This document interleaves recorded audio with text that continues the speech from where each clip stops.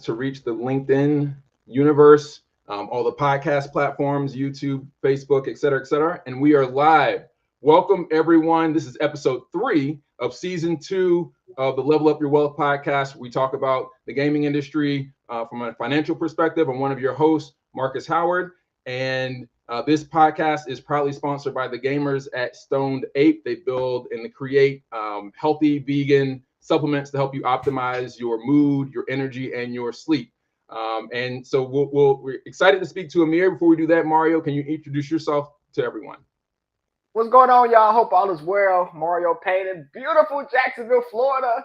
The stock market wasn't beautiful today, but what is beautiful is people getting jobs in a slowed down economy like today. So we have Amir. So Amir, introduce yourself and let us know all the wonderful things you are doing. Thank you so much. You're my type of people, I tell you that. So, hi everybody, some of whom I already know. Amir Satvat. I'm a director of business development at Tencent Games.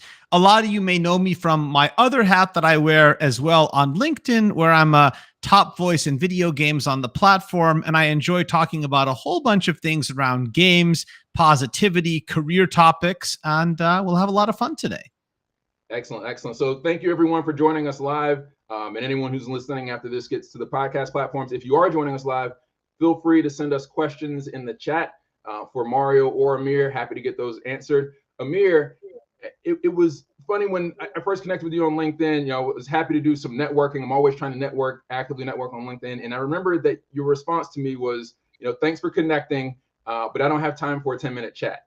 And I wasn't insulted, but I was a little surprised by that response. And then over the last year and a half we've been connected, now I can appreciate that response because of the amount of work that you do. Can you talk about your journey into the gaming industry and then your schedule?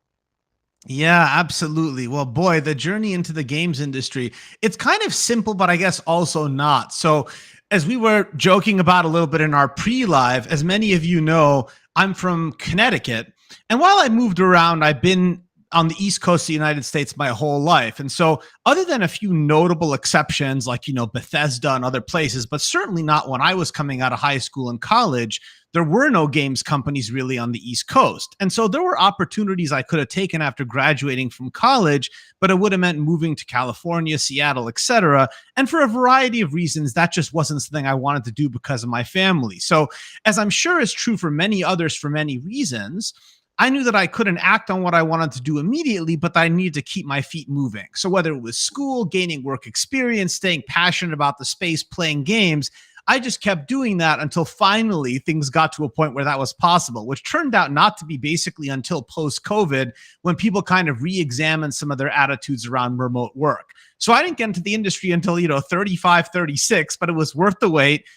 Spent 3 years, et cetera, at Amazon Games in a few capacities, BD strategy production, and now the role at Tencent Games. So that kind of was my journey into the industry. On the other side, as you asked about scheduling, as again, many kind of regular readers of my channel may know, I post about kind of how to balance these things with, 3 kids, with doing all the work stuff and other posts and content, having a full-time job.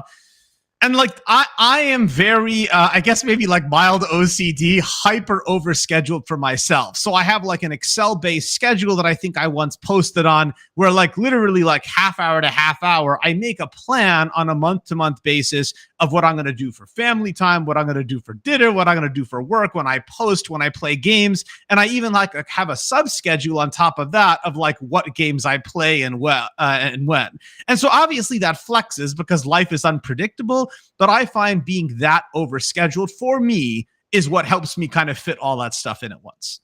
So you manage your time like you manage your money, which is Mario's domain, right? Absolutely. Absolutely. One day at a time instead of one investor at a time. Yeah. There we go. And we have some comments coming in. So Wilbert, he's in Rhode Island, 45 minutes away from Connecticut. Now, was that with traffic or without traffic? I don't know, but it's 45 minutes. And we got Ty Med. Are you going to the Nas event in LA? You talking to me? I'm more of a Jay-Z fan than a Nas fan. So y'all can put in if y'all Jay-Z fans or Nas fans. I like Nas, but I like Jay-Z better. So question about Tencent. So correct me if I'm wrong, Amir, but Tencent owns part of Fortnite. Am I correct about that? Yes, Tencent is you're absolutely right, a a prolific investor in the game space, portions of Epic and Fortnite, Riot, of course, that they acquired. So, I think you'll find Tencent's imprint in a lot of places. So that means you was the brains behind all those cool dances in Fortnite then, right? That was well before my time, and I think there's probably mostly people at Epic deserve the credit for all of that. Although I'm sure some Tencent people brainstormed with them perhaps at some point in time. Okay, yeah, because I have a 9-year-old and she swears she knows all the dances. So talk to us about work-life balance, because I know you've done a great job and you're helping people with their work-life balance. So how did you kind of come up with work-life balance, and how do you kind of balance work, life, gaming on a day-to-day basis? It's a great question. I mean, these are obviously very personal topics, but I think every person starts with, I'd like to think, no matter what the answer is to this question, what's the baseline of what I do on a day-to-day basis that's not just minimum acceptable, but is what really means a lot to me and makes me the happiest. And so for me, there's the things that are I will not compromise on. I insist on driving and picking up my kids from school every day. I insist on having 2 to 3 hours when my kids come home from school to have dinner with them, to do stories, to play the piano with them. I insist on helping put my kids to bed and reading them their bedtime stories and doing their bath. And I insist on having an hour a day to be with my partner, wife, Jess, to do some quality things with her. And so that gets blocked in first, and that's the most important thing.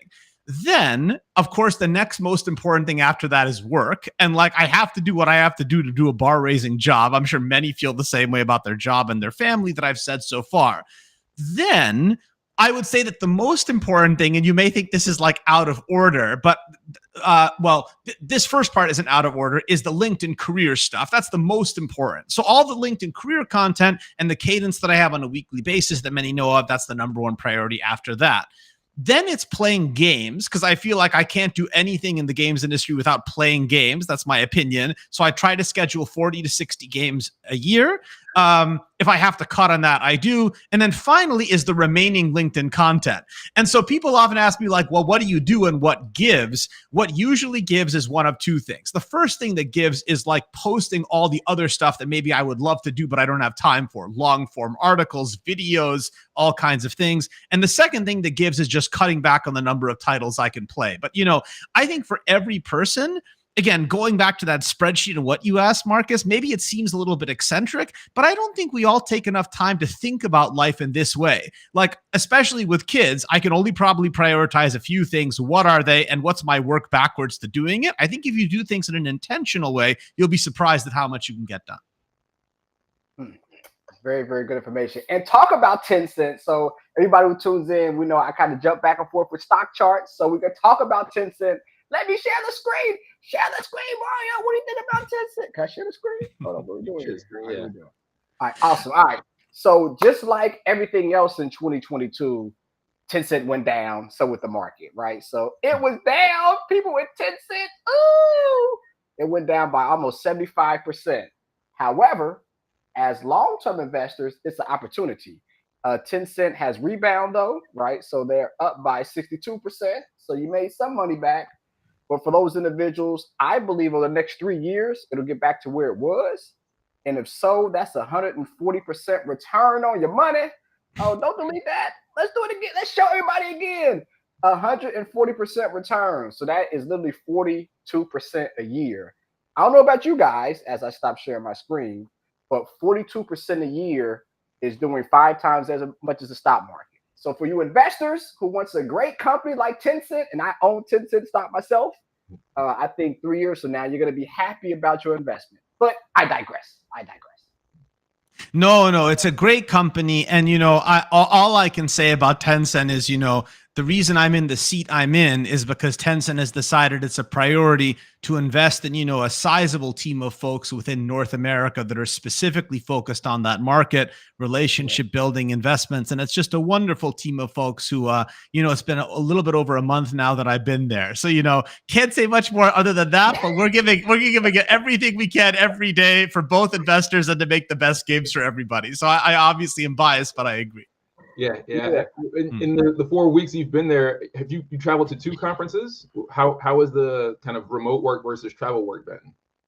It's been good. I have one conference, or actually, no, you're right. I went to Gamescom. You have even better memory than I do. This is what happens when you don't sleep. I went to Gamescom, which was really good, and I have another one coming up with the VentureBeat one. It's been really good. I mean, for me, I also, and again, some people like this, so I have nothing against it, but I'm not the type of person who wants to be home all the time either. Like, I think, going out to trips, conferences, events, it's not just a favor to my employer, it's a favor to me, because it's hard to do everything just digitally. So it's been pretty good. I kind of feel like it's a little bit of consultant life, going back and forth. Yeah. Yeah. So follow-up question when it comes to work-life balance. So, what are some things that you would recommend a person to see in companies? So if we're going through the process of getting hired, we're talking to maybe 2 or 3 companies, what are some signs, what are some things you would recommend to pick a company that allows you to have that flexible work-life balance? Well, I think it really again depends upon what your personal priority is. Some people really value just a place that charges hard. But if you are a work-life person like me, I find when people interview, they're always very apprehensive about asking real questions about family and work-life balance. And I respect that because they're so focused on getting the job. And they think if you say anything that makes you look soft, not serious, like anything like that, it's going to cost you. My old ass, being over 40, I'm like totally beyond that stuff. And like, I really care. And I think it's important to ask. So I'll throw in a few questions during the Q&A or throughout the process. I'll ask people like what they've been doing with like their families. What was a time when like the company really stepped up to like help them? And you might think, oh, you asked that from everybody. They have like a happy story to tell. But I think that if you have enough interviews, the cadence of how quickly they ask, what they say, how warm the company's support was, I feel like you learn an awful lot just doing that. But let's be honest, a lot of work oftentimes you don't know and you're taking a little bit of a chance. But I think just having the guts to ask and saying like, you know what, being with my family is important. Am I going to be traveling like, every single week? Am I going to be working until like 9 p.m. every single night? Some people might think that you're being soft, but like at this point, I honestly don't care. And if like they think that I'm soft, I'd rather find that out pre-interview than like spending 2 years of my life at a place where I'm miserable. Right. It's now, like Amir, it's a team culture balance. Yeah. I have to say, Amir, 40 is the new 30, man. I'm in my 40s as well, young 40s, but 40 is the new 30. So forever young, man, forever young. No, absolutely. So we have a question from Wilbert. So what would your advice be for someone like me, him, not me, to stand out when applying for opportunities in the gaming industry? Absolutely. Wilbert, it's a really good question. And I'm reading your full comment here to take the full context of it. Right. And thank you for being an active duty military man. So here's what I would say, Wilbert. I have a lot of empathy for people who are coming from outside the industry. As we mentioned in the intro, right? I didn't break in until I was in my mid 30s. And so as far as they were concerned, I was an outsider. And so what I always tell people is like, look, there's no magic formula. The first thing is to not play a game of self-blame that it's hard and that it takes a long time. There's no 2 ways about it. Now being maybe the worst time, arguably, ever in the history of the industry. Know that it's a crazy funnel and that even with a little bit of a connect into an org or networking or conversations, roles are like a 1 in 150 to 1 in 200 shot. So first of all, give yourself time and know everybody's facing that and you're not doing anything wrong and you're going to get a lot of rejections and don't allow yourself to personalize it. The second thing I would say is that whatever your advantage is, you have to figure out how to frame that advantage. What I usually tell people is, what are the 3 things that define you, Wilbert, define me, Amir, Marcus, anybody, that's like your selling point? What I usually try to do as my framing is that the number one is that even though I hadn't worked in games, I did have substantial experience in BD. It just didn't happen to be in games. The second thing that I tried to put up there was really trying to prove everyone says they're passionate about games, right? And that's great. You should be passionate about games, but quantifying that in something real. These are all the games that I played. These are like all the periodicals I read. This is like, I don't know, some like games event I went to like on my own time. Some people are like, come on, Amir, like that's like so obvious. It's not obvious. I can't tell you how many recruiters tell me they wish that someone wouldn't just be more upfront with their passion and manifestations of that in a real way. The third thing that I would say is, I think it helps to have a hook of something that shows that you put in your personal time into actually doing something versus just talking about it. For me, obviously, as many know, I put in a lot of time on social media, originally on YouTube and on LinkedIn. Some people are like, well, I'm a developer. I'm going to make my own game. I don't care if the game sucks. If you make a game and you put it up on a platform, you made a game. Some people go to ArtStation, they show their portfolio. So I would say, find the way that you fit in and prove that you're putting in the time, even if you haven't been able to work in games. I guess one other little thing I'll say is that it really helps, in my opinion, to go to larger conglomerates where you can sidestep your way in. As many of you know, I finally made my step in when I was at Amazon, and that was because I found doing an internal transfer was a lot easier than applying to a studio cold. So whether it's a Google, a Netflix, and Amazon, if you can play that patience game and get into a larger conglomerate, I think that helps. So hopefully those are some tips, Wilbert, that are helpful. Yeah, and if I also say, Wilbert, thank you for your service. I'm actually a veteran as well. So hoorah! So we have Ryan. So what stories do you have? Sorry, Marcus, but what stories do you have of folks who have LinkedIn to get work in games, please?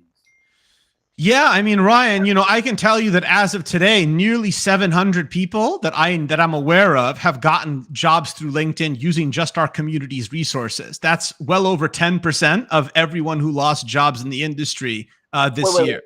Wait. You said 70 or 700? 700. Good googly moogly. Yeah. Man, somebody, well, you have a job right now, but somebody like Indeed should call you, man. They tripping. That's awesome, man. That is awesome. No, thank you so much. Well, it's a credit to our community, as I always say, and it's not something I say to be like sweet. I'm here trying to show some leadership, but it's hundreds of thousands of people who've dedicated their time to help. So the first thing I would say is the answer to that question is, I know I post on them a lot. They're updated every week, but please use our community's resources. I'm sure we'll talk about that more later, but there's all kinds of stuff from a jobs workbook, mentor network, CV review, all kinds of stuff, many of which are the largest of their size in the world. So I think that's a big help. The other thing that I would just say is it really helps to just be aware of what opportunities are out there. Part of that is the jobs workbook, yes, but part of it is just, a specific component of that, which is when I talk to people, and I have lots of conversations with people about what challenges they're having, one of the classic traps that I see people falling into is they only are applying to like the name employers. They're like, I applied to Blizzard, I applied to EA, and I'm like, listen, friend, there's over 900 companies that we have listed in the workbook, and I'm certain that that's not even everybody. So there are well over, I'm certain, 1,000 employers in game dev and publishing. If your goal is to get into game dev and publishing, be selective and don't just put trash applications out everywhere, but put in a lot of applications to a lot of places and make the sacrifice. The other thing that I would say about LinkedIn that is helpful is I want to double down on the point I said about mentorship. Our resource is there, right? It's free. All you have to do is send someone an email. I encourage you to use it. Spend a lot of time just asking people what they did to break through, right? I gave you my story of what ended up working out for me. I'm sure that is not uniform with what other people's experiences were. So those are a few ideas. Wow. Go ahead, Marcus. Yeah, and so we had a question. I think you may have already answered it while you were answering a previous question, but Mitchell asked, what would your advice be to get into business development in the gaming industry? And that's what you did. You started basically as a functional role inside of a different department and then transferred into gaming. Is that correct? That's exactly right. Well, let me go in maybe another direction with what you asked, Mitchell, to add a little bit of color, specifically for BD, being where I work, and I can probably speak to this more comfortably. I think there's a few things that could give you a little bit of an edge. So I'm going to answer this more generally because some people may have more experience than others, right?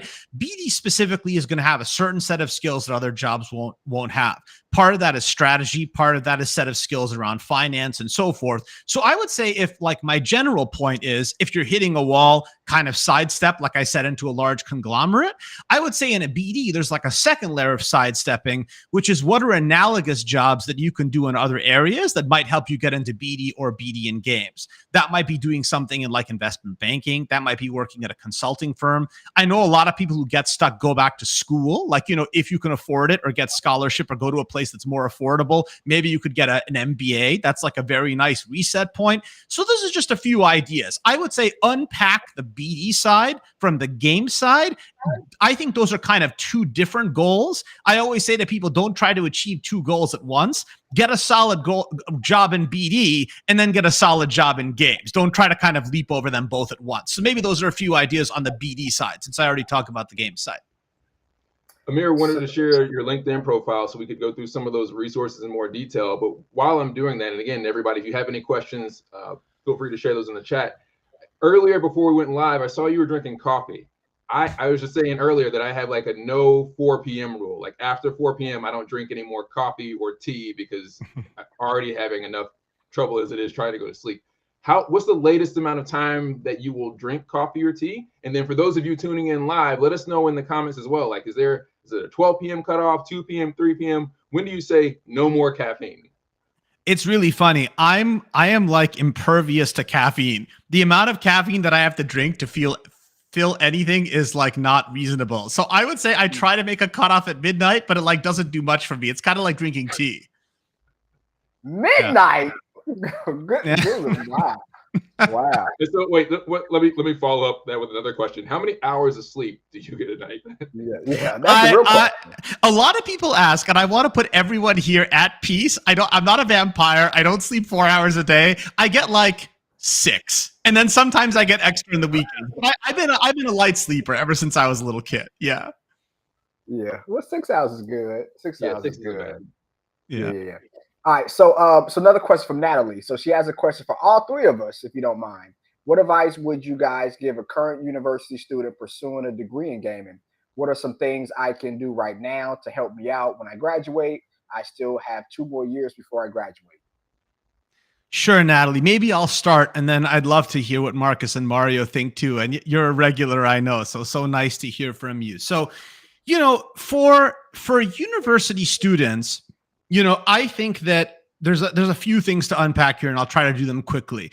I think one is that there's obviously a lot of internships out there. We track those in our workbook as well. I've generally observed that there's between 300 to 400. So I would say be aware of where those internships are. See if there's anything you can do to make a connect, maybe even using our community's resources if it's at a place that you want earlier rather than later. Like nothing is too early. I would say even if it's your freshman year and it's just even getting on like an unpaid project that's not an internship, or even just being someone that they know exists as like a human being, do that. I would say another piece goes back to what some people had asked about how you get your leg in, right? Part of that can be doing some type of project or initiative that shows that you care. I know college feels kind of early. College is kind of early. But again, ArtStation, make a game, do something, write articles, put together a blog you have, even if you have something you can show them.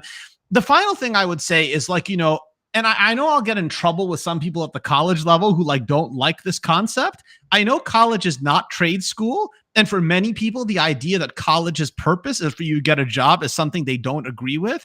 I think it's both. I think college is a very great time to learn and to improve yourself and to develop a love of learning for a lifetime. But I also think that you should be developing tangible skills that you could use to get a job. And so I would say that what I kept saying to myself every day I was in college or in graduate school is, why am I taking this course? As long as it's not a core requirement where I didn't have a choice. What am I learning? What am I going to be able to do with it? I'm paying a heck of a lot of money. It should be really useful.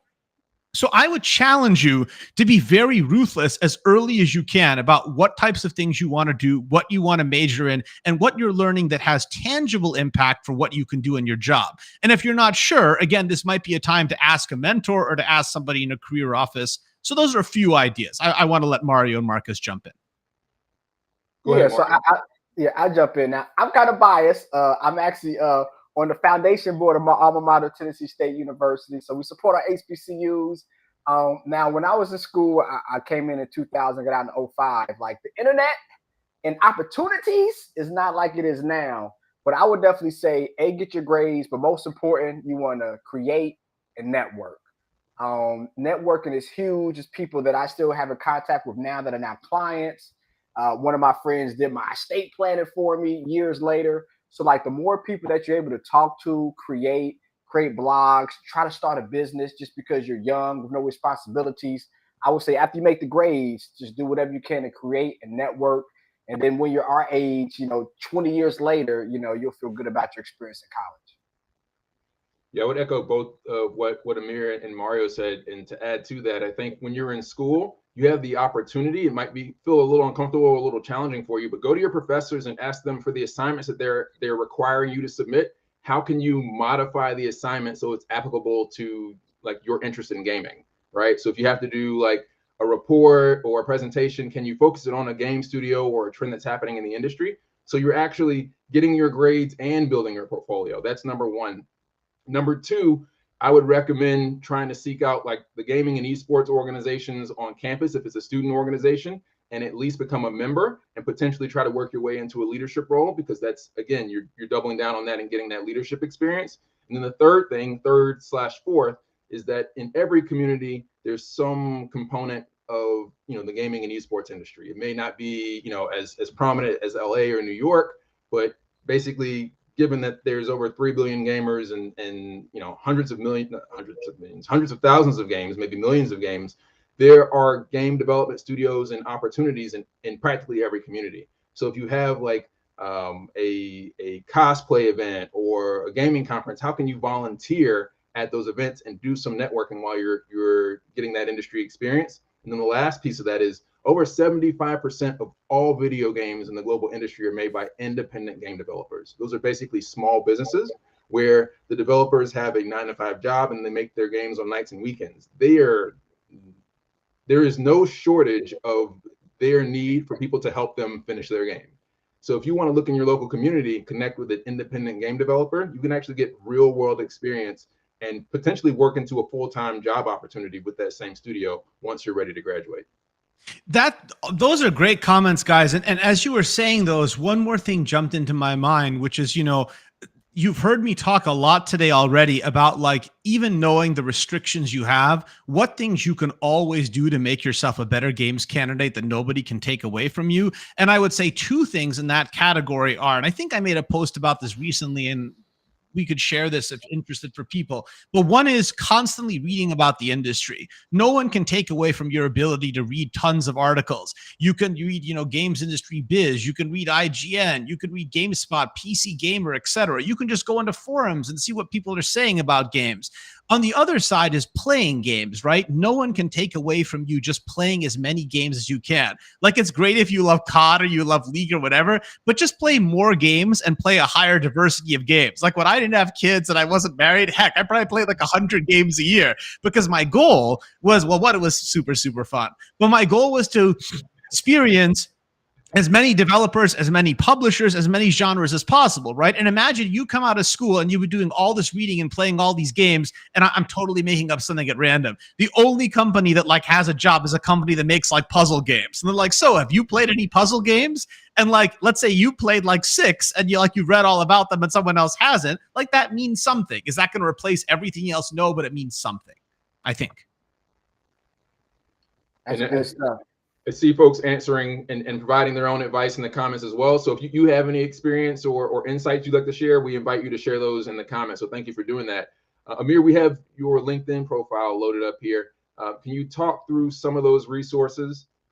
I sure can. So everybody, folks ask all the time, like, Amir, so what are all these resources? Like, how do I engage? And so I decided at some point, thank you, Natalie, for your comment. That's so sweet. I decided to make things as simple for everybody as possible. So you want to know where to go. First of all, I, of course, appreciate your follow. But then if you want to know where to go, right, look at my name and you'll see there's a link that says Video Games Career Resources. I update that link every single week. And as Marcus clicks through on it, you'll see that where that link is going to take us is, it will always take us to the latest post of all our community's resources. Our community has 7 jobs resources, and I'll very quickly explain what these are. The Job Seekers Workbook is you go to a Google form. It takes like literally 30 seconds. You put in some information about yourself and what you're doing, and you can put yourself on a list for recruiters and hiring managers to find you. We have over 7,000 people on that list. The second resource, which we started in the last week or two, because I was just getting so sick and tired of the number of specifically. So the first one is for anybody, right? You don't have to even be in games for that one. The second one is a similar exercise, but just for people in games who were laid off in the past year. And so we have almost 700 people on that list. We just started a week ago, which is pretty nuts. The third one is our mentorship resource. We have over 550 people who have signed up as mentors to give a 30-minute conversation to anybody who wants one, to talk about your career, anything that you want. There's not much to it. It's pretty simple. You just go to the list. You can sign up as a mentor if you want. And if you want to connect with a mentor, you click on that list, you send them a LinkedIn message. I just always ask understanding, because you can imagine these people are doing it for free and they get a lot of contacts. So sometimes they can't connect with everybody. So I say, if you write 2 or 3 people and you don't get a response, maybe wait a week and then try somebody else. I think most people, by the time they do 5 or 6 outreaches, find a mentor. The next one is CV and LinkedIn reviewers. This is like the mentorship, but we specifically carved it out because we saw there were a lot of requests for CV, LinkedIn review, or in the case of art and other things, portfolio reviews. So this is the same idea, but you're reaching out for someone specifically for a review of those things. 5 is the one that's probably the most famous within our community. This is the largest list of games jobs in the world, which is curated, aggregated, and processed through a semi-automated process so that all jobs are organized across 21 job categories in a standardized way. And so you can look at this. There's, over 900 companies, over 13,000 jobs. It'll hopefully help you find the job you're looking for.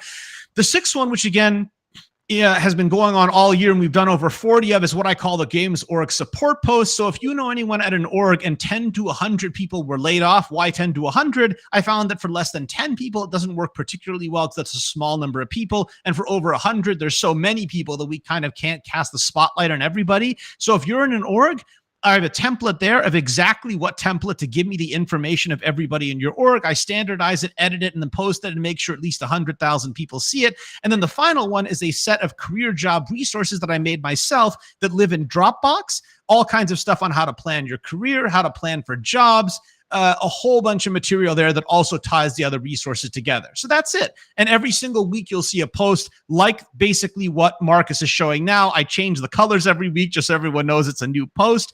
And then I make a second post each week, again, specifically just on that resource 5 for the Games Jobs Workbook, because I know it's very, very important to a lot of people. So you can count on those 2 posts every single week. And again, thankfully, nearly 700 jobs placed, thousands and thousands of interviews earned, and just a testament to the whole community. Again, I just try to play a leader role, but it's about the community, not about me. Okay, wait. Amazing. First off, have to ask, what is your passion? Because you are helping a lot of people. So you had to wake up one day and say, I'm going to do this. What made you do it? And what is your passion to continue to do this with the job that you have, kids, family? What is your passion? That's a really great question. And it's actually probably the most important part of why this thing exists. The passion is, after my family and friends, like the people in my life, the thing that I love the most in the world is video games. That's which everyone here knows. It's like the most obvious statement in the world, right? But the second part of that is last Thanksgiving, which is when all of this started, I was talking to my wife and all the layoffs were starting. And I said to her, we talk to developers and publishers that we love. And we say, oh man, I loved your game. You're the best. We write a post to talk about how great the game is. That's really nice. But I was like, that doesn't cut it when someone's lost their job and has to sell their house and can't feed their family because they don't have a job in the industry anymore. And so I said to myself, if I really love games, if I really love the games industry, the real way to show that gratitude, the number one thing, is to actually make sure that people have a job, because that cuts directly to it. And so I think that's the passion. It all starts with the games and the people who make them, and trying to find the most direct, meaningful way to help those people and to show gratitude for what they do. Thank you for doing that. And Patrick, we see your question. I just posted a link in the chat for LinkedIn that goes directly to that post. So you have to, I don't know if it's a hyperlink, you may have to copy it and paste it back into your browser, but it's a link directly to that post. But Amir, thank you for your passion for putting all that together, right? You're helping thousands and maybe tens of thousands of people. And certainly your community has grown to tens of thousands of people, right? And you said you started in November last year. Can you share some insight on the impact that's had on the community that you've helped lead and build? Yeah, well, I mean, look, I think obviously the community size has grown tremendously. We had, I think, 10,000 people, something like that a year ago, and now we've grown to 53. And I think that beyond just the Wait. We cannot sugarcoat that, Amir. You went from 10,000 to 50,000 in less than a year. Yeah, no, it's been really cool. But I think that, I think that the most important thing is, and I really mean this from the bottom of my heart. It's like really like chicken soup for the soul for me too. Like everyone is like, yeah. What's the thing I love about our community and about the games community on LinkedIn? I feel like people who don't know what we're doing, especially now that the network has gotten bigger, they'll come and they'll be like, oh yeah, the games, jobs, resources, Amir, we heard about you, or maybe we saw like an article about it. And I'm like, yeah, that's like the first layer of the onion. The second layer of the onion is just being there for each other and supporting each other, right? So only like a third of what I post is jobs content. That's what most people who know me or maybe know the channel are aware of. The other 2/3 is, as you both know, like ruminations on life, writing about like video games, having fun, posting like silly shit. And so I think, and this is what my community members tell me when I ask them ask them for feedback, that element of being in a safe space. I don't allow toxic content. I immediately block people if they flame someone. I only want to see constructive positivity. Although if it's positive and constructive, people can come at me hard on anything they want.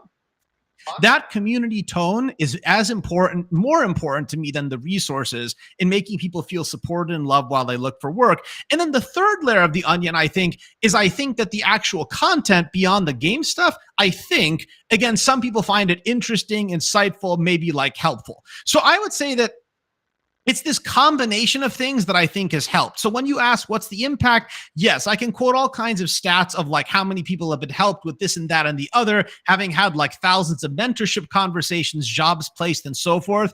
But I would like to believe the real storyline here is creating a real community of gamers on LinkedIn that makes people feel like they're included and loved and valued every single day. And now that I'm like in person and saying that rather than typing, people can see that I mean it. That's not some like bullshit pablum or something like that. So let's take this a step further. So going from 10 to 53, what advice would you give a person who's trying to build a platform, they're trying to create a platform, either engagement or a meme platform, whatever? Like what would be one piece of advice you would give them to help them scale and grow their platform? It's very interesting. It again kind of goes back to similar to what we've talked about work-life balance or going after your career, right? It, excuse me, depends upon who you are and what you're trying to achieve. Like, again, I don't mean this in any type of a negative way at all. In the same way that some people, their career is everything to them. Some people, their family is everything to them. Most people are somewhere in between. Some people who are on social media, and I personally am not good at this at all, right? If you're like the big ass numbers and the millions, billions, like, Mr. Beast or whatever, right? Some people post like entertaining stuff like that, or they post about like whatever. That itself is a significant skill. It doesn't happen to be a skill that I have, but it's a skill people have. I would say that for the type of content that I've made and that work for me, which might not work for everybody, I think it helps. And you two are doing this right now with this channel, right? I think that's why you're both very beloved people. Marcus is a very beloved person.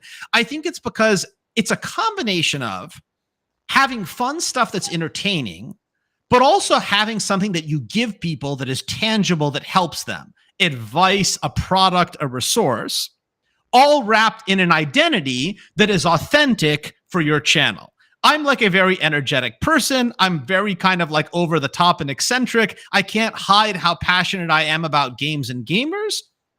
I think that's kind of like the brand and the flavor. Sometimes it's over the top. I happen to know for a fact there are like Discord channels where some people who don't like me, even some people who do like me, will say after some post that I make that, oh my God, Amir, that post was like so cringe. I'm like, you know what? I don't care. Like, I'm every day when I get up every week, I write the type of posts that I think that my friends and my family would be proud to read, and are the types of real conversations that I have with them. So I would say be authentic, stick with it, put in the work to put in a lot of content that's high value, find your voice, and have something that's not just you giving speeches every day. Like, have something that you're actually giving people that's real. Well, once you have a Discord channel that talks about you, that's when you made it. So Yeah. It wasn't the LinkedIn top voice accolade. It was people talking trash about you in Discord. Yeah. That's very true. So all right, so let's get back to these questions because they have been amazing. While he's looking for a Let's question, scroll. Amir, Oh, and by the way, Apple- Marcus, forgive not to interrupt you. Forgive me, Marcus. I wanted to say for you too, I want to be respectful of your time, but I blocked out like literally the next hour and a half. So I'm happy to go as long as you guys want on questions you can go over. I'm happy to go over. Please go ahead, Marcus. I didn't mean to interrupt you. I'm sorry. no problem. So all that coffee you're drinking, huh?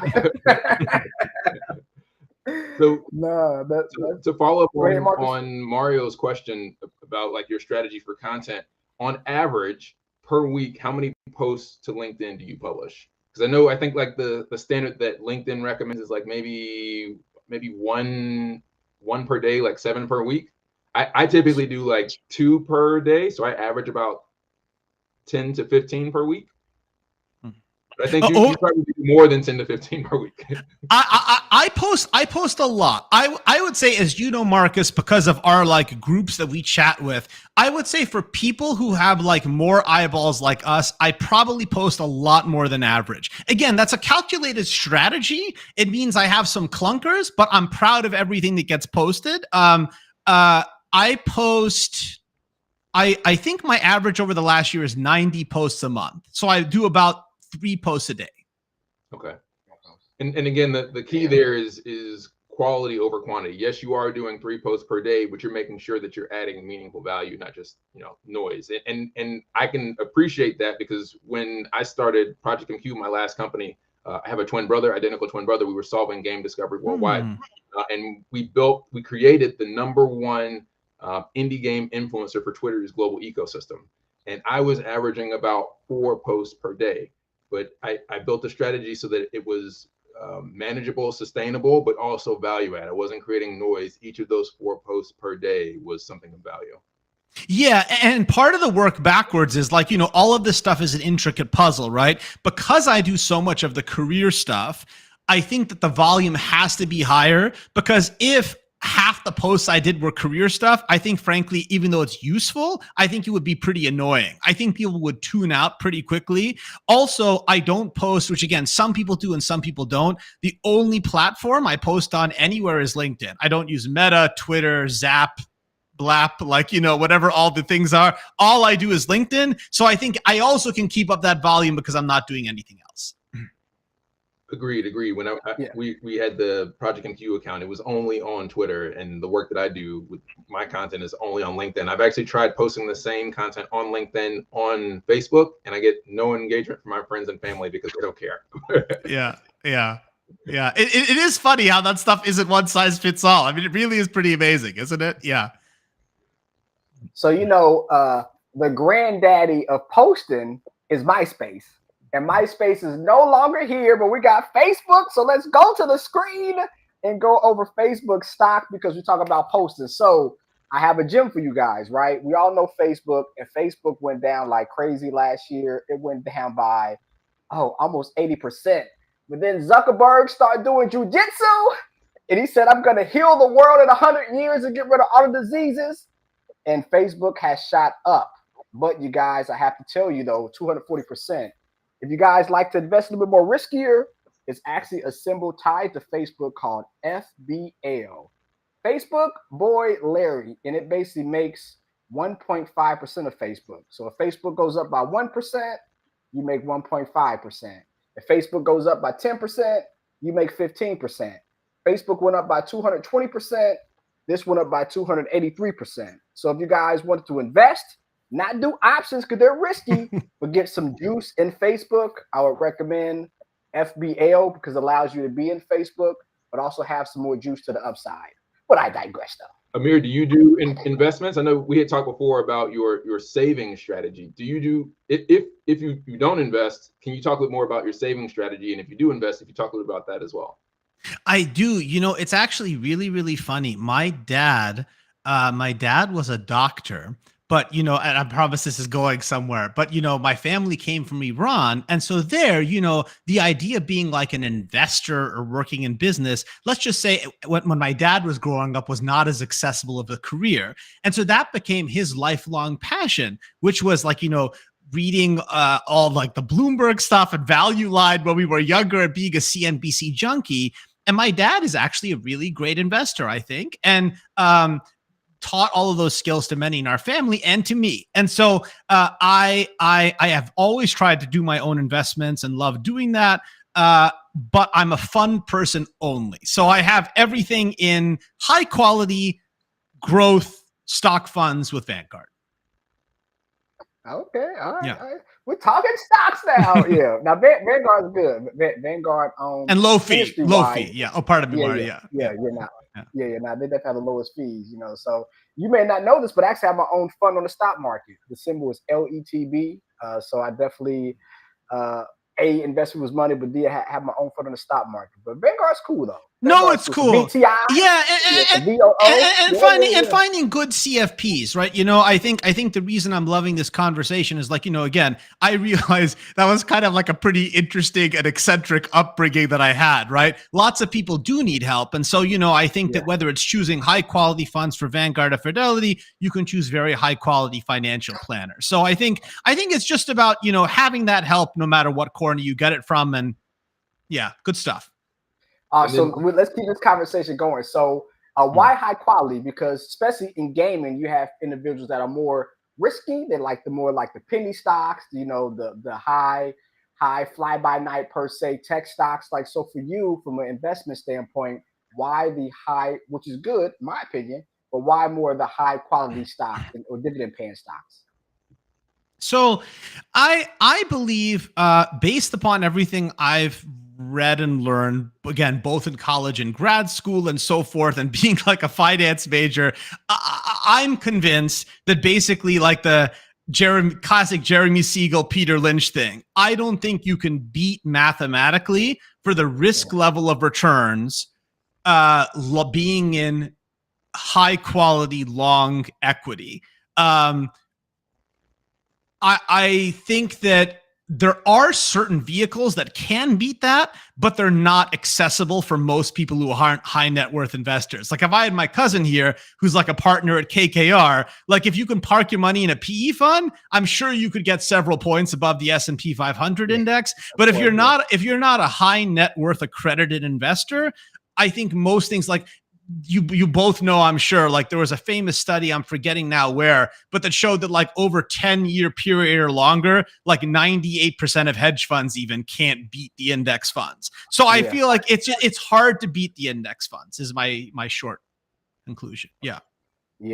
That's why the Oracle of Omaha, Mr. Warren Buffett, says himself, if you're not going to do his investment Berkshire Hathaway, do the index fund because you're better off. So talk about investing and with gamers, and gamers are synonymous with crypto. So what is your thoughts about cryptocurrency? Oh God, I am very I am very cautious. You'll see that everything I say today, I'm always like a very couched and cautious person because I've very, very rarely are things universally good or universally bad. I'll just say that there's sometimes things where it's like not my thing and it's someone else's thing. So I would say the big three of crypto, and these are not similar things, they're different things, but the big three for me of crypto, NFTs, and Web3s, I leave to other folks. I am a non-participant in those areas, let's just say. Not that they're bad, not any negative adjectives, just not for me. Yeah, I'm pretty sure a lot of people tuning in that's working on Web3 projects as we speak, so they might have another opinion. But yeah. So when it comes to crypto, I'm definitely not anti-crypto, but I'm definitely pro-Bitcoin. Like I tell individuals, because of NFTs and the scams, the deep fakes, the deep state of the deep fake that's out there, like I don't recommend them. But with Bitcoin, like Bitcoin's the granddaddy of them all, in my humble opinion. I think Bitcoin is the future. I think Bitcoin is going to continue to beat the market. Not telling you put all your money in Bitcoin, no more than 5% as a CFP, no more than 5%. But definitely, if you do want to get in crypto, Bitcoin, in my opinion, is the safest, not the safe, but the safest way to go.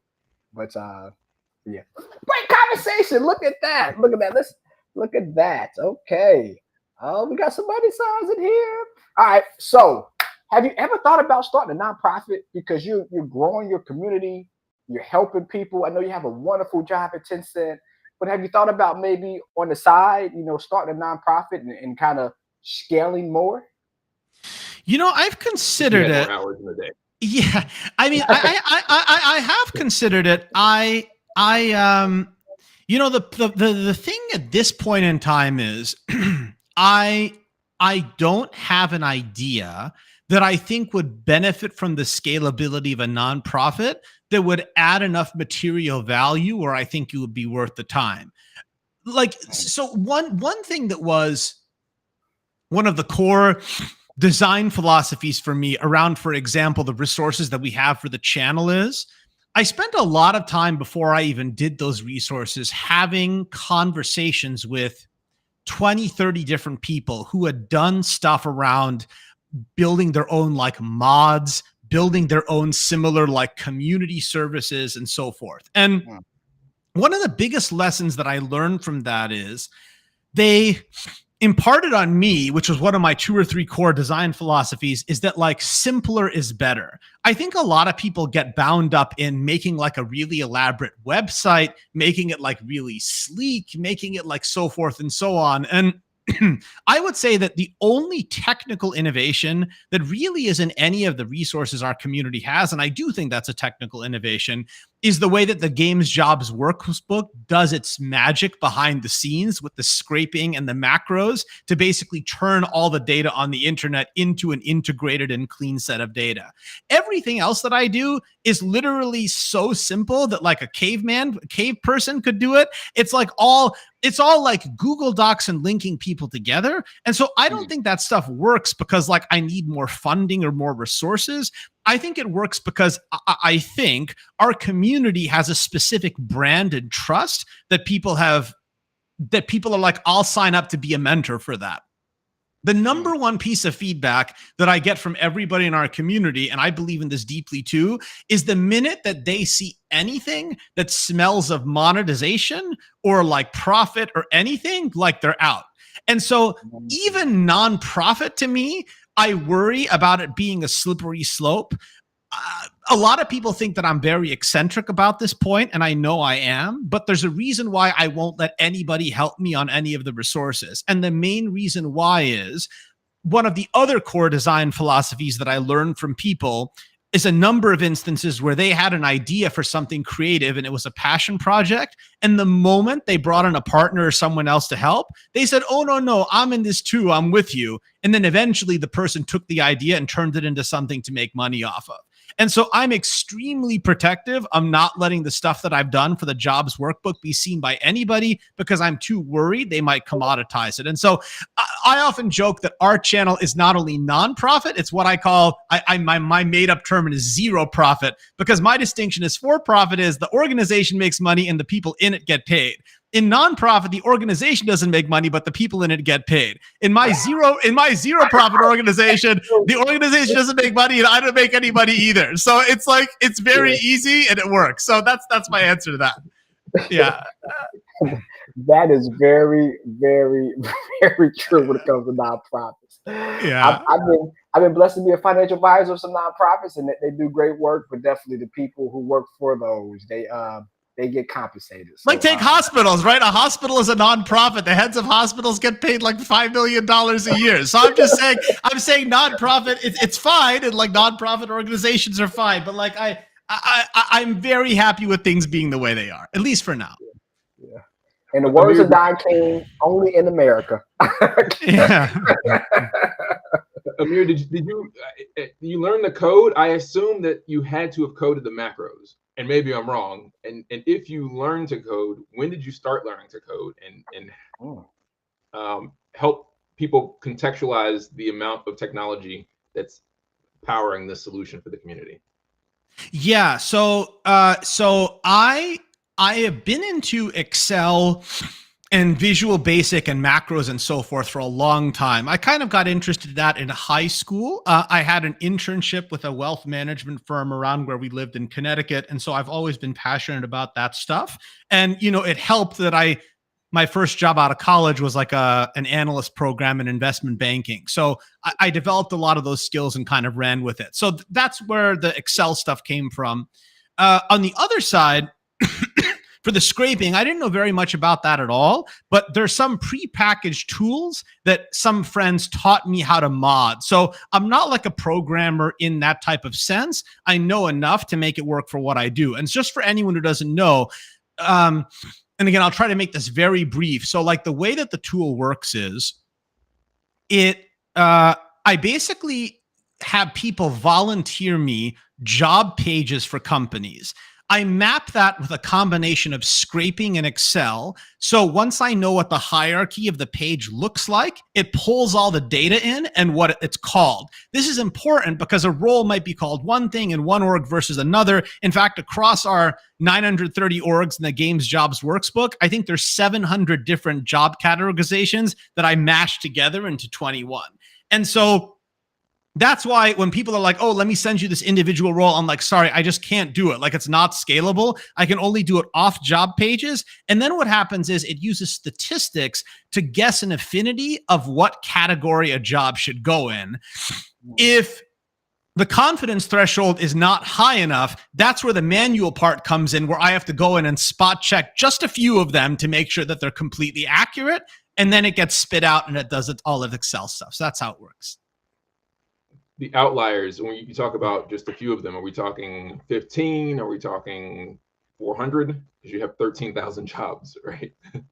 Of 13,000 jobs, I have to manually check somewhere between 500 to 1,000 of them each week, which sounds like a lot, but because I have a lot of macros that go beyond it, it's actually not too bad. It takes me like somewhere between 2 to 4 hours a week, something like that. It's not too bad. Yeah. So on the channel in totality, how many hours a week do you spend? Which is just great, showing your community how much you love to help people. But how many hours a week do you think you're spending on the channel and on the community? I would say in weeks when I have the time, I spend probably,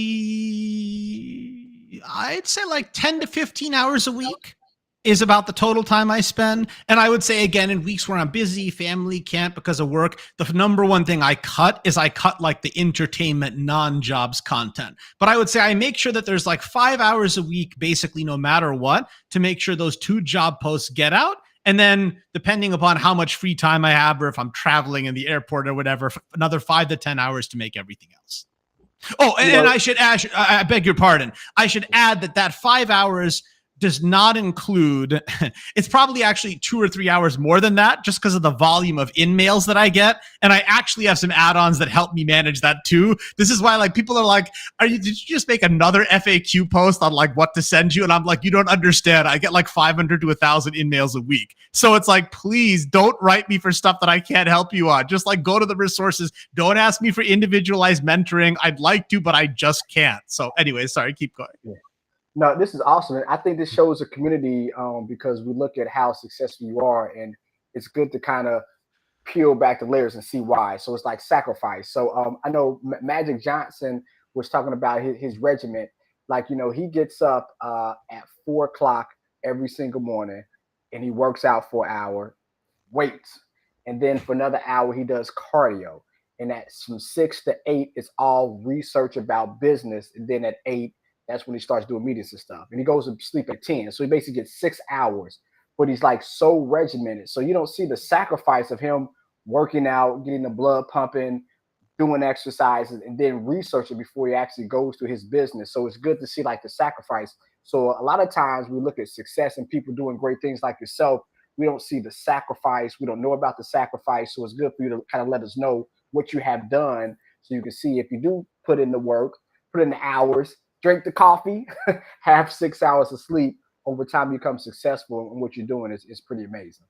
Thank you. No, and you know, I think there's a very important point in what you said, which is like, we've been talking about kind of like what are individual people's strategies for growing their community.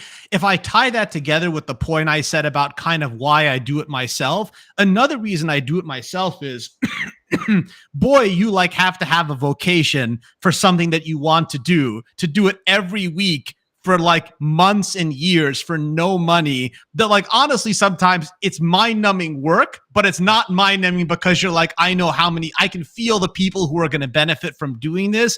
I think you have to find what that is for you. Like you and Marcus have clearly found a number of different things that you both do that give you that passion. I have mine. Someone else may have their own. You can't fake doing someone else's passion because you'll do that for a week or 10 weeks or 20 weeks and you'll get bored. And this is in fact what I learned from a lot of people, which is like if I had someone help me with the workbook, those 20, 30 people I told you that I talked about, they're like, it won't work. You'll get to like week 10 and the person will be like, this sucks. And they'll either be like, where's my credit? Or like, where's my money? Or I don't want to do this anymore. This sucks, you know? And I don't expect that. I would ask my worst enemy to have to do the data compilation for this because it's really a pain in the ass, but I love doing it because I'm a little crazy. Yeah. Let's get back to games. I know you offered us some extra time, so thank you for that. And I don't want to monopolize that about Wind Waker HD, but can you tell us why Zelda Wind Waker HD is so amazing and why it needs to be ported? Yeah, so what Marcus is referring to, for anyone who doesn't follow the channel closely, is like I guess I've succeeded in like generating this constant meme of trying to work references into why Nintendo hasn't ported that game like at least 5 times a week. So I have played a lot of games. I played over 2,000 games in my life. There are a lot of them that I really love. And if you particularly get into the top 10 or 15, it's hard to choose. But my number one, since I played it on GameCube, has been Zelda Wind Waker, and then its updated version on the Wii U. The reason I'm so passionate about that game is, first of all, I love Nintendo. It's my favorite developer of all time. Within that, I love Zelda. It's not only my favorite series, but it is objectively the highest average Metacritic series in games history. I think it's like a 93 on average for that series, which is crazy if you think about that. I think Wind Waker is the best. I think that the art style that they have, the cell shaded style that many derided at the time, I think is truly timeless and beautiful, especially the minimalism of it when you see like the little waves on the water. I think that the overall construct of having like a ship and going from island to island is very bite-sized, but gives that sense of grandeur and exploration. I think, you know, the encounters and the little stories in the game are just fantastic.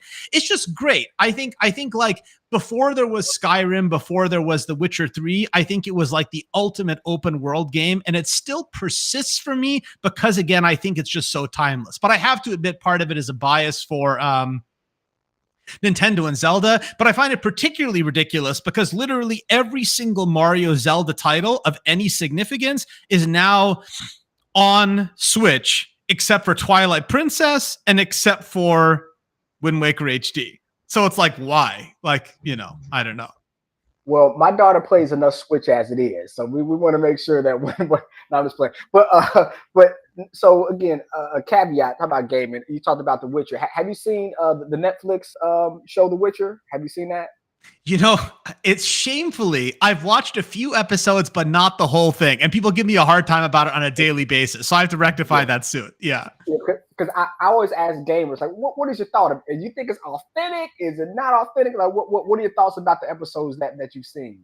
What I've seen, I think it's really great. You know, I think we're in a golden era of adaptations of media, whether it's like the movies like Super Mario. I thought The Witcher, I was really, really fun. The Last of Us, I thought was really good. I watched a good bit of that too. I think it's pretty great. I really do. Yeah. Okay. Yeah. Yeah. Much better than the original Super Mario Brothers movie from like 1980. Much better. Yeah. Yeah. No, that was really good. I really love the Mario movie. I really did. Yeah. Yeah. So what games are you playing now? I know that you said you cover, I guess, 60 games a year. What games are you currently working on or working through? And can you talk about the Amir Awards? Oh yeah, absolutely.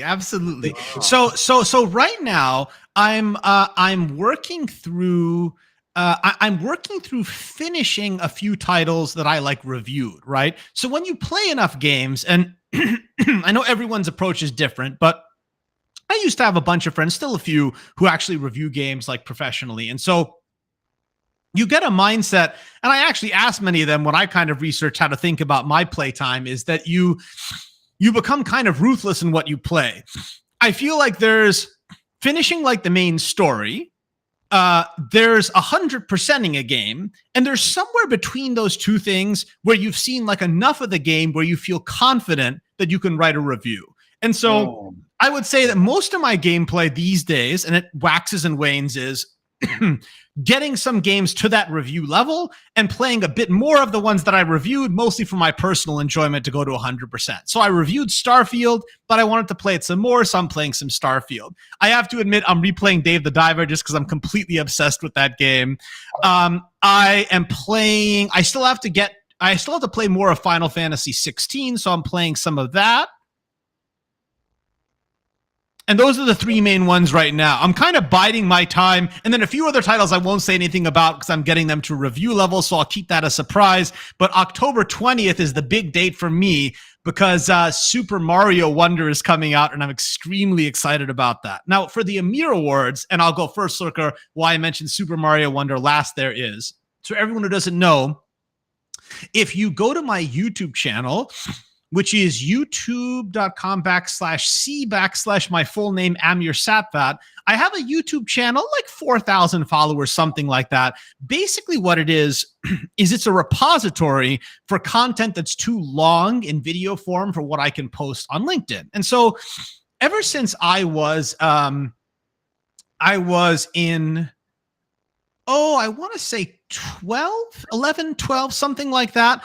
Every year I would pick like my favorite game of the year and like one or two other awards, and I would have an award show with my mother and my father for like the games I played that year. As I got older and I got to like high school age, I started actually, again, truly just for my own amusement, writing up different games in different genres and what I enjoyed. And I have a long Excel list of every game I've ever played by like how good I thought it was, a few comments. And when I get older, I went back and retroactively filled some of that in. I'm mentioning all that because eventually I thought, well, this little show that I've been doing for myself and my friends, I bet if I turned it into a broadcast, people would find it amusing. So last year, for the first time, I produced an 80-minute show wherein 26, 27 categories, if I recall, and a few special awards and other entertainment in between. I made a whole Games Award show, which if you haven't watched, you should go to YouTube. It's the first video that comes up on my channel, and it's like a lot of fun. That was great. And so I'm going to do it again this year. The reason I mentioned Super Mario Wonder is because the number one thing people ask me every year is what I'm going to pick for Game of the Year. And of course I can't say, but there's like too many good competitors. And so I hope Super Mario Wonder will be another worthy competitor in that list. So Amir, so did you break out the tuxedo? Like what was you dressed as? So a big part of the show is that I decided I would make fun is to wear something totally over the top. So last year I wore a suit that had a ridiculous Mario print all over it. And this year I have a leather Hyrule jacket that's really, really loud. And so each year, I also decided that this year, for the second year of the show, I thought that it would be fun to tie a fundraiser to it. So we're doing a $10,000 fundraiser for Connecticut Children's Hospital, our local children's hospital. And I've decided that everyone who enters will be entered into a ballot to win my outfit that I wore that year. So this year, since I didn't do it last year, both of the two outfits will be given away at random. Collector's items. Yeah, and that's awesome. So what made you pick the Children's Hospital?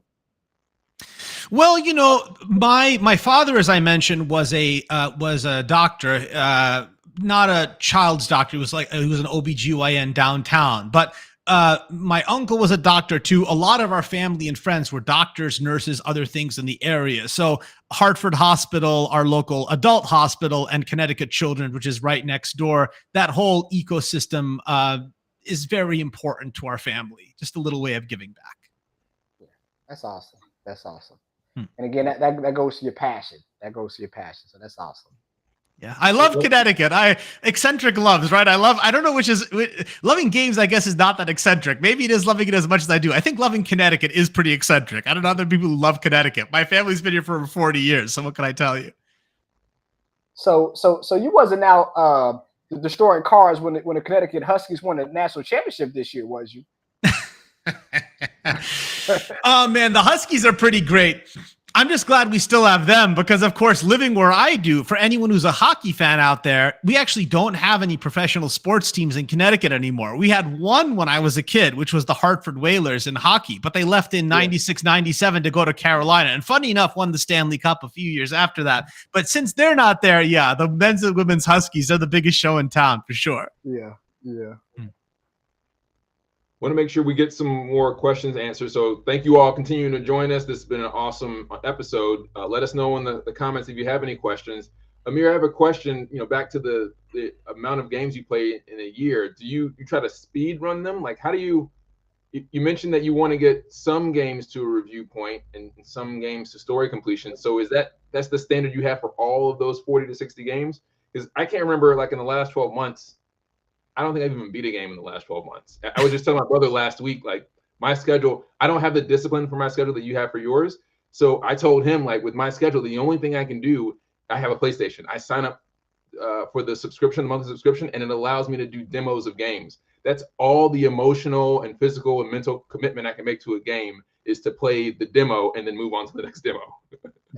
Yeah, no, I mean, it is very, very regimented. So I have a notebook and it's behind me, or I would have just like put it up to the camera because you'd all get a laugh at it. But it's, you know what it is. I'll give an example that everyone here will relate to, right? Like, games are not formulaic. That's what makes them really great. But like, you play enough games, there's like some predictability to what you're going to experience. So like, it's like, okay, I'm playing an action adventure game. I have no idea what to expect. I play the first session and I immediately get a sense of like what's going on. Okay, this is like an Assassin's Creed type game set in Lord of the Rings. Okay, fine.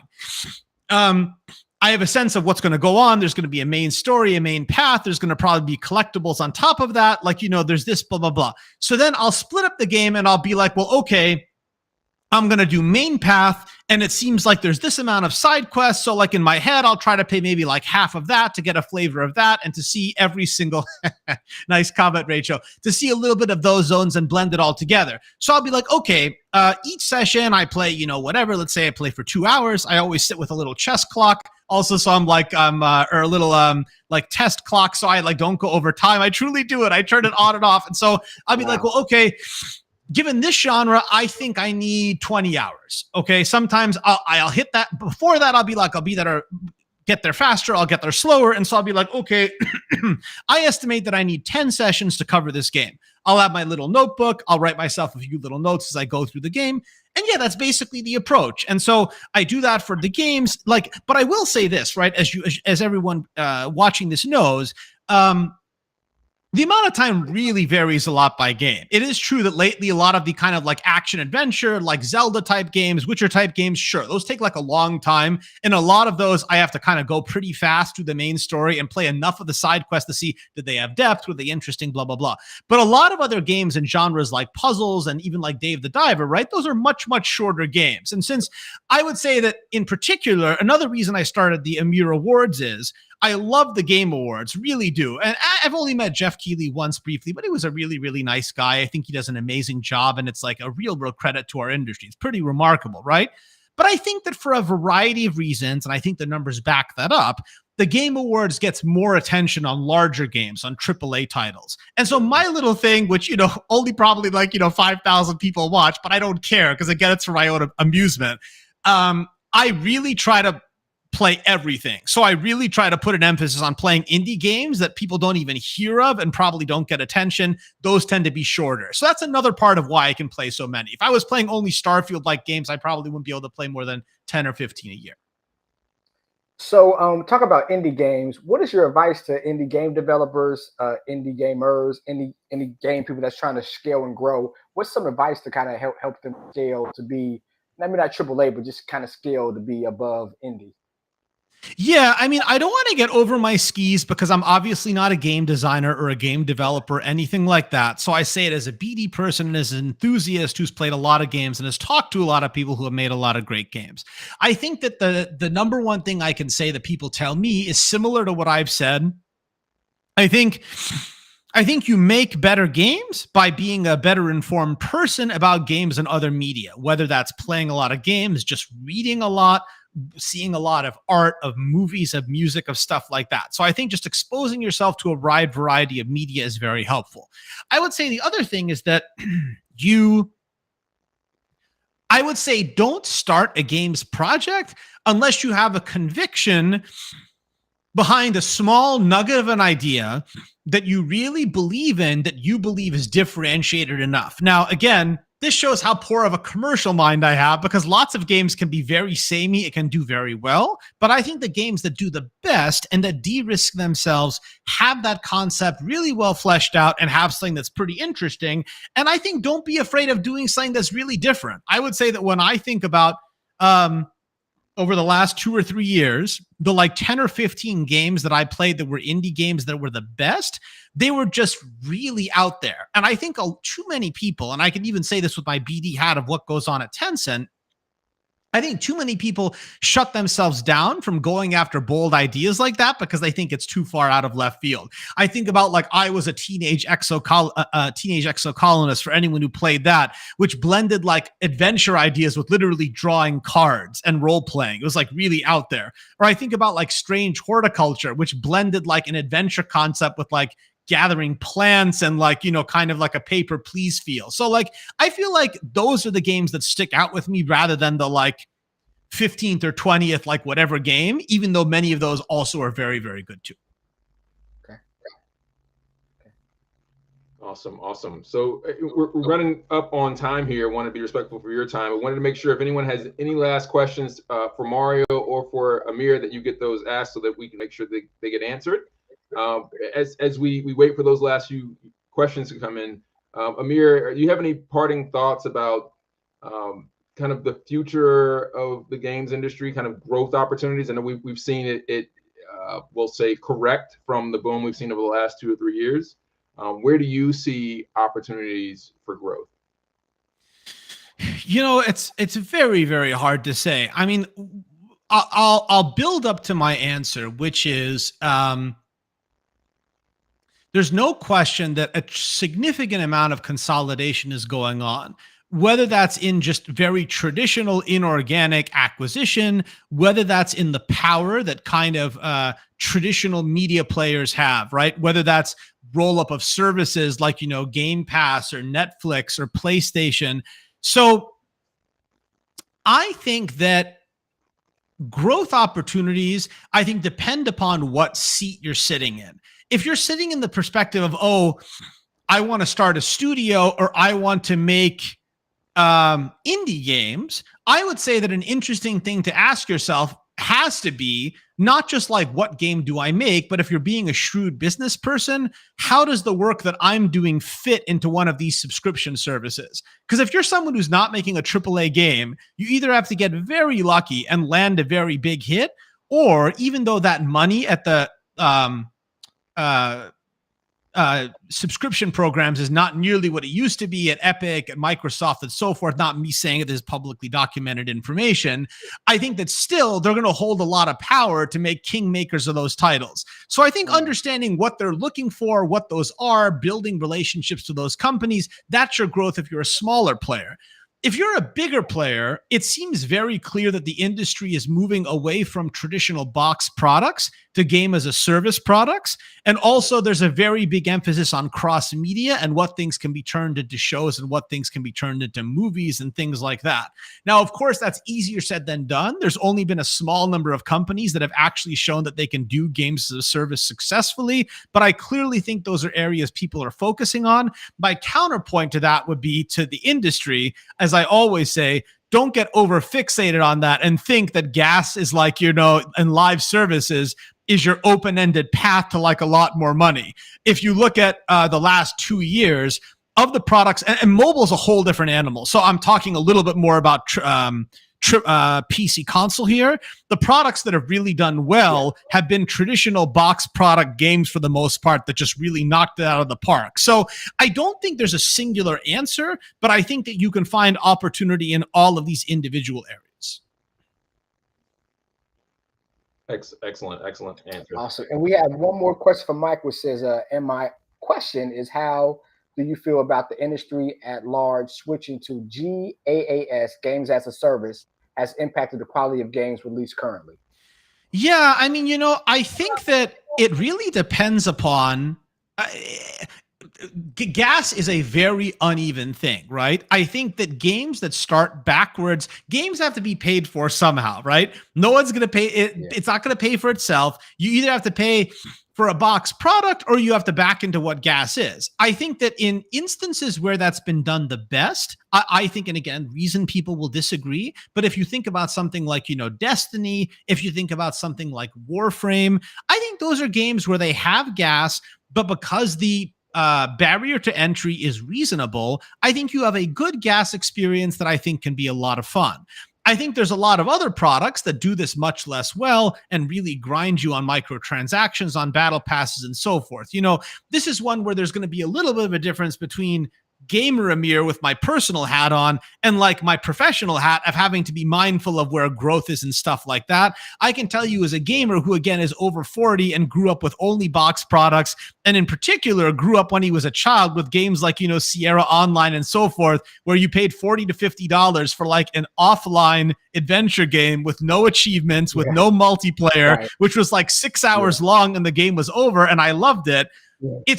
I'm going to have trouble as long as I'm on God's green earth getting away from the fact that like single purchase box products are what I really loved. But I know that different modalities exist for a variety of good reasons. And I think we should be mindful that a good gas game that, for example, is free to play, but is not aggressive and has cosmetic only monetization might mean it's more accessible and more people can enjoy it. I'm also mindful of the fact that we should always remember, I have the luxury of going out anytime I want and either getting a key or paying $60 for a game. A lot of people don't have that luxury or may not have as much money. And so I think with appropriate controls on microtransactions, that can mean a lot more people get to play good and interesting content.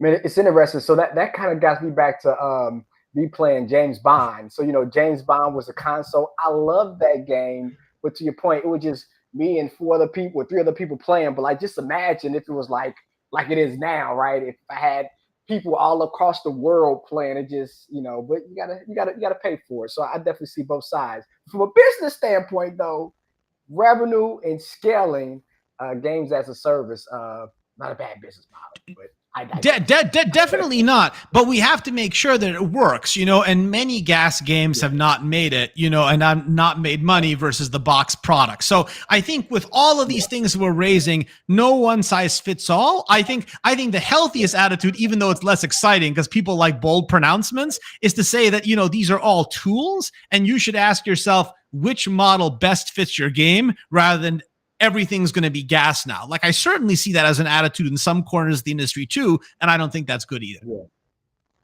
Yeah. All right. Well, thanks so much for your time today. Excellent conversation. We appreciate all the insights. Before you leave, again, 2 more housekeeping items. Can you let everybody know where they can find you, follow you, and support you? And then also, if you don't mind picking a winner from our most engaged or best questions. I know we had several of them. So maybe that's a bit more of a challenge than trying to finish 60 games in a year. But if you'll pick someone, we'd like to thank them for their support and their engagement and reward them a digital copy of Mario's book and my book. Sure. So in order, I guess for engagement, there's been a lot of good comments, but I do see Mitchell's name popping up a lot, and he's been putting a lot of nice comments. So no disrespect to anyone else, just the first name that popped into my mind. So I'll go with you, Mitchell. And then for where to find my stuff. So as mentioned, for my LinkedIn profile, everybody, it's, linkedin.com/IN/ my name, all one word, Amir Satvat. And then YouTube is youtube.com/C/ my name, all one word, Amir Satvat. Awesome. Thanks for that. And then Mario, where can everybody follow you and support you? Yep. So just Google Mario Payne, right? Or you do the Relax Investor, relaxinvestor.com, or my Instagram and also my YouTube, Painful Profits, PAYNEFUL Profits, because we make money. It can be painful, but there's still profits though. So love to hear from you guys and see how I can help. Appreciate that. And thank you all again for joining us for an excellent episode. Again, if you look down here at the link at the scrolling marquee, go bit.ly/stoned_esports. You can get 20% off and free shipping on the Stoned Ape health supplements for mood, energy, and sleep. I'm going to take some Dream here because I've been at the computer all day. Again, there are no drugs in it, even though it says Stoned Ape. There are no mushrooms or any kind of things that might be tangentially illegal. All natural, all legal, but great opportunity there. And we appreciate your support. We will see you next week. Our next week's episode will be on Wednesday at 9 p.m. EST. Sorry, 9 p.m. EST, 6 p.m. PST. Thank you again, Amir. Thank you, Mario. Thank you all for joining us. Next week, we'll continue to help you to level up your wealth. We'll see you soon. Peace.